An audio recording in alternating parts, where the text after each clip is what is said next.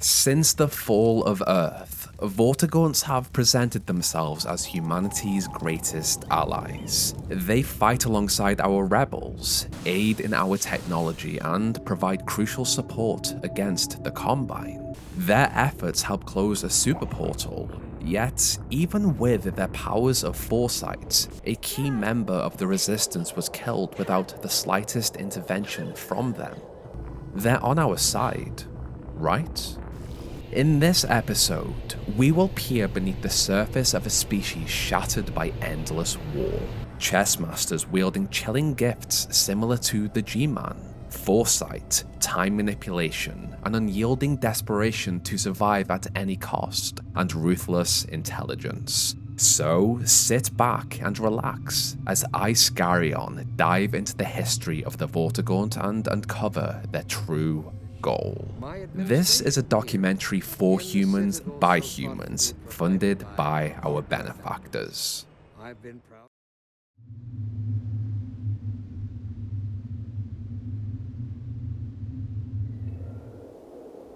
The super portal has closed. The Resistance cheers in victory, but there has been a major loss. Dr. Eli Vance has fallen in such a brutal manner. A man highly respected among both human and Vortigaunts. They simply watch and wait for the rest of the base to realize what has happened. This species shares in the victory. The Combine have lost access to Earth, and the Resistance are one step closer to freedom. But did the Vortigaunts know this was going to happen? Why didn't they stop it? Why didn't they intervene sooner? Was this something that needed to happen? To a human, death is a major loss, because that is what it is. The end. A Vortigaunt views death as a mere oscillation, severed from the vortal cord, a brief swing through the interval of darkness. To understand this species, what those ideas mean and their current motives, we must go back to a time when Vortigaunts were free, bound together by an unseen force. Aeons before, Vortigaunts lived in harmony on their homeworld, filled with philosophers, shepherds, warriors, and many more. Despite their differences, they existed as one, connected beyond the physical. They were bound by something they called the Vortessence, a vast energy, a life force woven into the very fabric of the universe, connecting all living things. To Vortigaunts, it was everything they were, all in one in all, connected always. Each existed in duality, a physical body in the material world and a vortal form woven into the Vortessence. Each Vortigaunt was a small piece of a greater tapestry, linked to life itself through what they called vortal cords. When these cords were severed, so too is the physical form's connection to life. It should be noted that the Vortessence is everywhere, but as humanity and other species lack vortal inputs, they cannot see or interact with the source of power as Vortigaunts do. The dots in this mural represent that the tapestry of vortal energy is everywhere, ebbing and flowing through time. So, how did their connection to the Vortessence impact Vortigaunts? They understood it, but it was far more than that. They communed with it. Through what they called flux shifting, Vortigaunts communicated telepathically and drew energy from it to manifest power. For this documentary, however, the most interesting part about this species is how they, much like the G-Man, experience time through the Vortessence in a non-linear fashion. They saw through the false veils of time and space, able to experience moments that had already occurred through the Vortessence as a shared consciousness. They were also able to foresee moments yet to come and, depending on their actions, the clouds of the future adapted. In this way, their abilities transcended linear time, allowing them to perceive past, present, and future events as a part of their Vortessence communion. I have mentioned the false veil of time and space, something that limited their connection to the Vortessence. On their world, however, through the ancient practice of antlion husbandry, shepherds discovered that antlion larvae offered the ability to dissolve this veil completely, if only temporarily, allowing their connection to the Vortessence to become almost godlike. Through it, they could repair and manipulate severely damaged vortal cords and physical bodies, teleport, and even freeze time. We have spent quite a bit of time exploring and explaining what Vortigaunts are and what they're capable of, but for this story, it is important to understand their history and how they perceive the world around them through the Vortessence. It just makes the understanding of the events to come so much darker. The first known major conflict involving the Vortigaunts that we are aware of was their encounter with the Combine during the invasion of their world. But even this is not as straightforward as it seems. Because Vortigaunts can see future events to come through the Vortessence, the future invasion may not have come as a surprise. While this remains speculation, it is likely that before the Combine arrived, the species faced a choice between two bleak futures: to stay and fight a war they had no chance of winning, or escape to a border world and endure aeons of slavery with freedom waiting at the end. They chose survival over extinction. Some Vortigaunts did die during this assault as the rest escaped to Zen, but the needs of the many outweighed the needs of the few. A common pattern we'll notice as their story continues. For those whose vortal cords were cut, their vortal forms, their consciousness returned to the eternal tapestry of the Vortessence. In human terms, the vortal form could be equated to a soul, something that lives on eternally when the physical body dies. So death was not a permanent thing for the Vortigaunts. For those who survived the Combine's assault on Zen, they encountered something just as dark: the Nihilanth, a being of great power that also had vortal inputs. Through its connection to the Vortessence, it bound its own vortal cord to their lives, forcing them to do its bidding. They had chosen this fate over extinction, accepting the lesser of two evils in order to survive.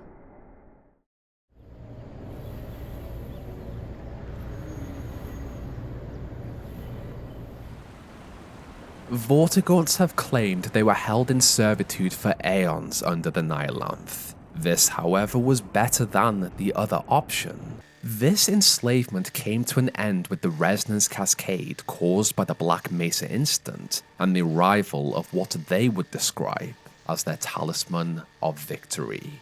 A human, Dr. Gordon Freeman, whose actions aligned with outcomes already perceived through the Vortessence. To Vortigaunts, he was not an agent of change, but a force whose actions were required to initiate a specific chain of events. A piece that had to remain in motion for those events to resolve as foreseen, for eventual freedom.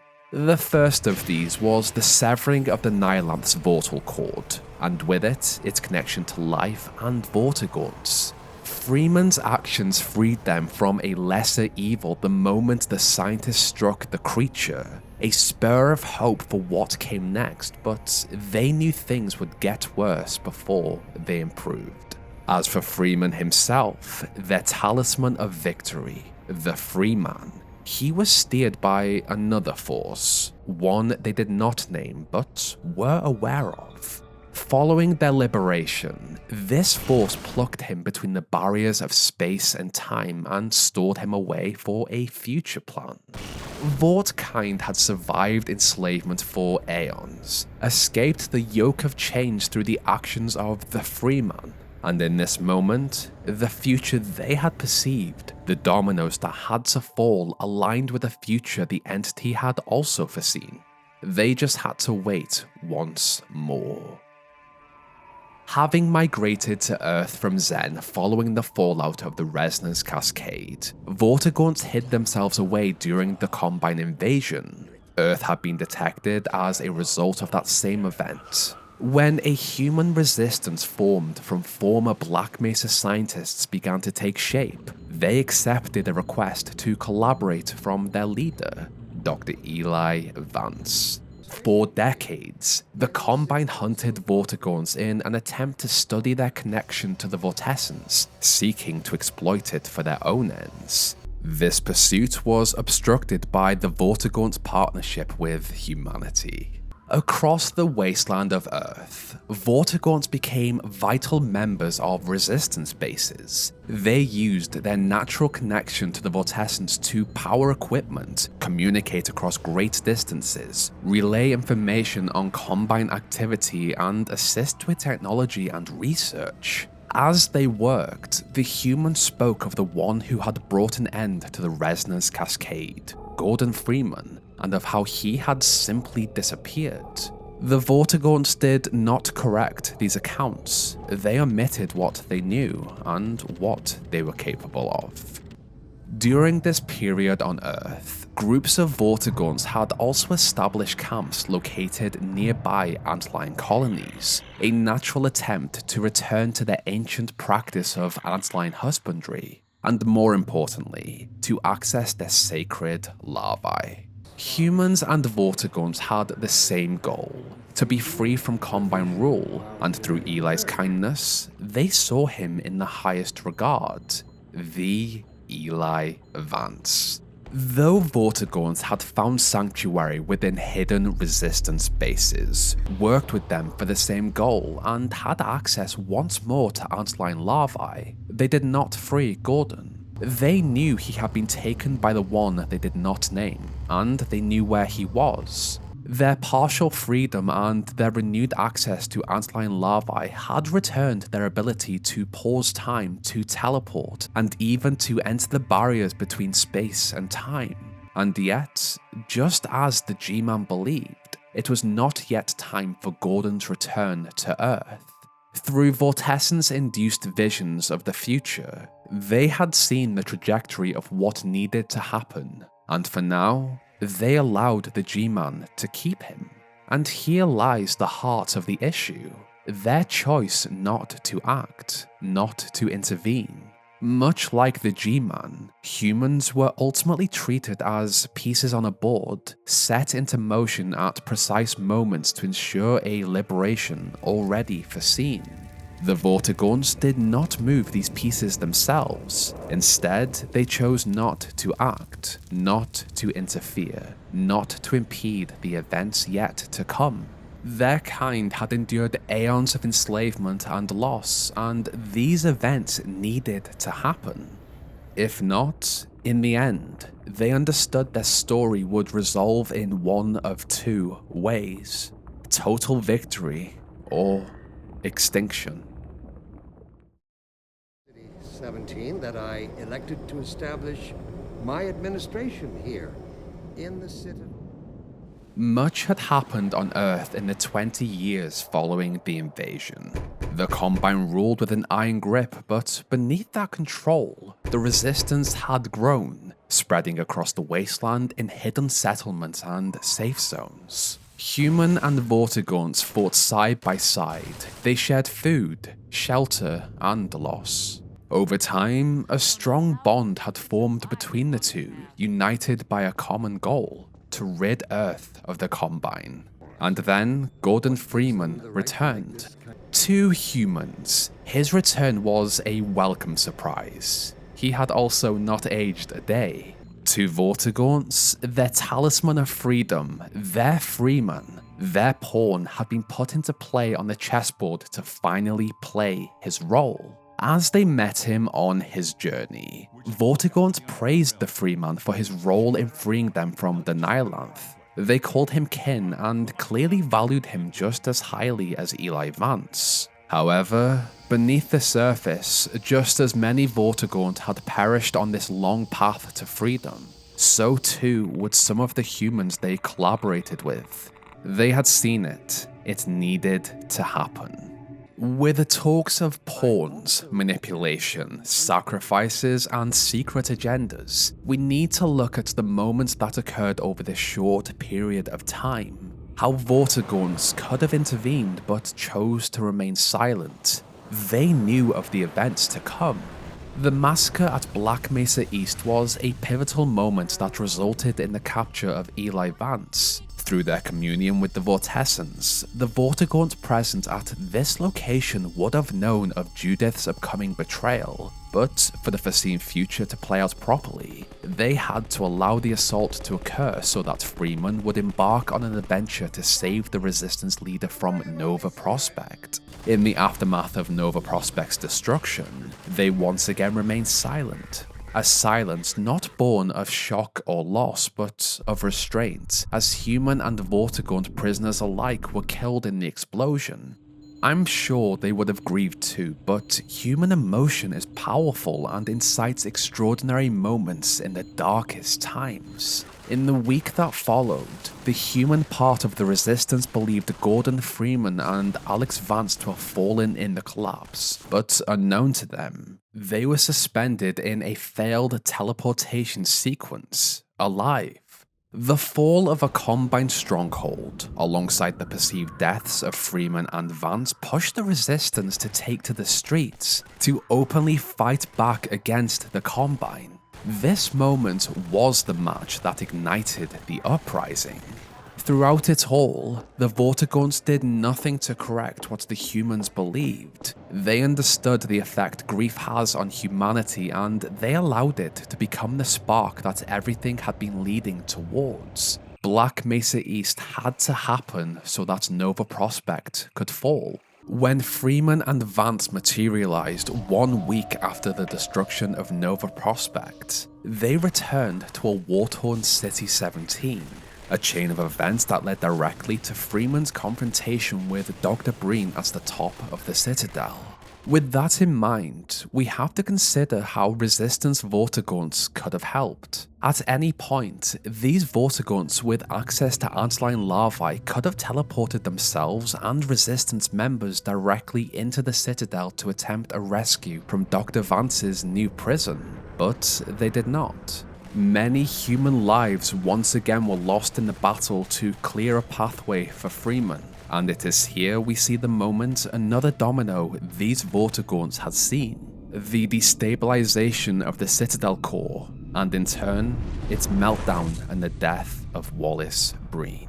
Through the Freeman's actions, the core exploded and not only deactivated every citadel on Earth, but also cut off the Combine's connection to the planet. Each domino on this path had fallen as they were meant to. Freeman's return, the assault on Black Mesa East, the destruction of Nova Prospekt, and finally, the fall of the Citadel. Many lives have been lost during this period because of the Vortigaunts' inaction, and we have to ask, were these sacrifices worth what they hoped would lead to their freedom? Zones, I feel obliged to point out that a more fortunate side effect of the reactor's destruction is the complete The natural flow of time, the events the Vortessans had shown the Vortigaunts had played out as foreseen. They had not interfered, they had simply waited through enslavement, freedom, and then enslavement once more. That was until the explosion at the top of the Citadel. Their path had aligned with the G-Man's up until this point, but at the explosion atop the Citadel, that alignment no longer served them. The G-Man, with his own agenda, paused time and plucked the Freeman so he could once again be stored away for another journey in the future. As for Alex, he left her to perish in the explosion. Through the Vortessans, the Vortigaunts had seen that both Alex and Gordon were required to ensure their eventual freedom, and for the first time, they intervened. Through their enhancement with the extract of antlion larvae, they dissolved the false veils that divided the Vortessans and froze time once again before the explosion expanded, teleported to the top of the Citadel and saved Alex from death. In a bolder move, still enhanced, they jumped through the barriers between time and space, the region where the G-Man had stored their Talisman of Victory.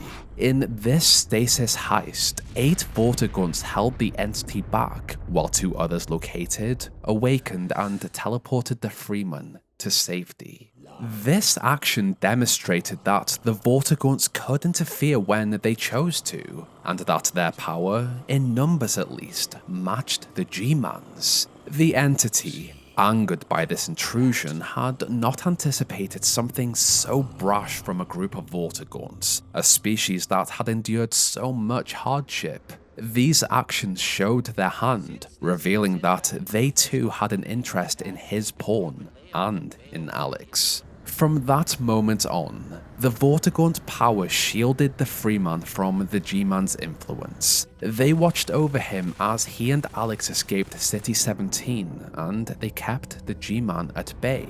If anything, throughout this journey, Gordon and the Resistance had been nudged from 2 sides. On one side, the G-Man and his employers. On the other, the Vortigaunts. For the first time since Gordon Freeman had been set into motion, the ancient entity who once dictated the flow of events was held at bay, not defeated but removed from the board.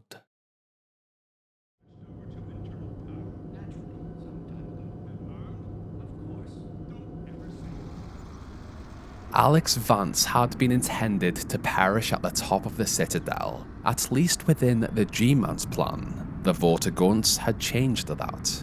They had blocked the Freeman from the G-Man, but the path ahead was still unresolved. As the duo made their way towards White Forest to rejoin the Resistance, the Vortigaunts observed the ever-changing clouds of the Vortessence adapting to the actions of the present. On their path, Alex was brutally attacked and nearly killed by a hunter. However, a Vortigaunt just happened to be nearby, ready to intervene against the local antlions who saw her as a meal. As Alex grew weaker, she was brought to the Victory Mine Settlement, a resistance outpost built above an antlion colony. It was here that the Vortigaunts performed a ritual to heal her. Through communion with the Vortessence and antlion larvae, they bound her vortal cord to Freeman's and used that bond to repair both her physical and vortal form. Whether her attack had been foreseen or not remains unclear, but given the patterns we have observed, it may have been, and that possibility is difficult to ignore. Did they need Alex and Gordon's vortal form to be combined for some reason in the future? What is clear is that the Vortigaunt were prepared. It should also be noted that while the Vortigaunt were occupied with the ritual, the G-Man exploited this rare window to confront Freeman and express his disapproval. Fully healed and with her vortal form bound to Gordon's, the pair returned to the road and made their way to White Forest. Through their efforts, the rocket constructed at this base launched successfully, closing the forming super portal and cutting off the Combine's access to Earth. Just as they once did with the antlions on their ancient homeworld, the Vortigaunt strategically guided humanity through a series of actions that needed to be completed. Though they rarely intervened directly, they still ensured the required outcomes were met. This mural had been drawn years before the return of Gordon Freeman and was essentially a roadmap of what was to come. And now we're back in the present, at the end of the story so far. But there's one more final act that has to take place in the hangar, one the Vortigaunts chose not to interfere with, the death of Eli Vance, and they allow it to happen. Uriah had worked closely with him during the Resistance's time at White Forest. They hailed him as a great collaborator and appeared to value him as a friend. And still, they chose not to intervene. It means that it was too important to stop. for whatever dominoes were left to fall in the future of their complete liberation. And what were these final dominoes, these important moments that the Vortigaunts had seen just before the Combine invaded their world aeons ago? Well, we will never know. Through course correction or vengeance for their interference, the G-Man fought back and manipulated the timeline once more.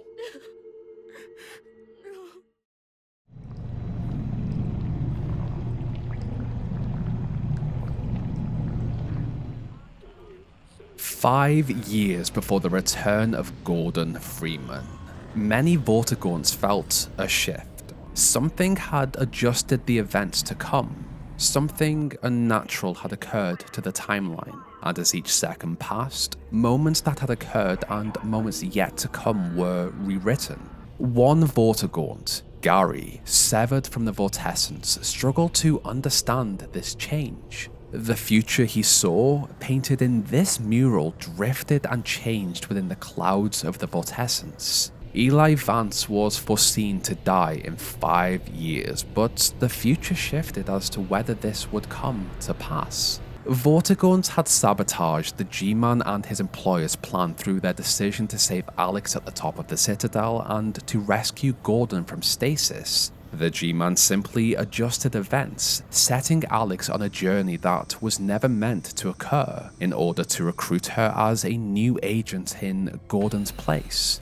This was not revenge, it was course correction. Though I suspect that returning the favor of an uncertain future to Vortkind was an alluring factor, it was ultimately a way for this entity to restore his plan. And even after this adjustment, events still unfolded largely as they were intended to. Gordon Freeman returned, City 17 fell, and the super portal closed. However, Eli Vance was saved from death through time, ironically by a bolt of Vortessence energy that killed the advisor meant to kill him. And at the end of it all, Alex Vance was plucked from that moment. The G-Man's interference altered two critical variables. Eli lived and Alex, a person the Vortigaunts required for whatever their next phase, their next domino, was taken. The long plan, a future foreseen aeons ago, had been torn apart by this interference. A sequence of events this species had followed to ensure its complete freedom, gone.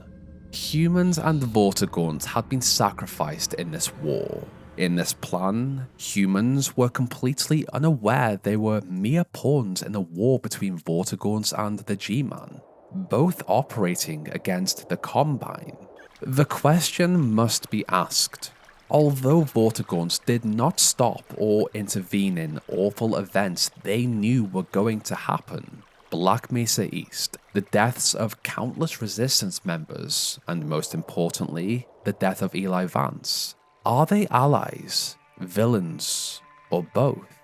This species allowed these events to occur. Sacrifices they believed ensured their freedom foreseen in the future. Human sacrifices, unaware of the larger role they were made to play. Yes, Vortigaunts lived alongside humans, but were humans ultimately just fodder? Tools used to advance their cause? Tools and cattles, the very way humanity believes the Combine sees them.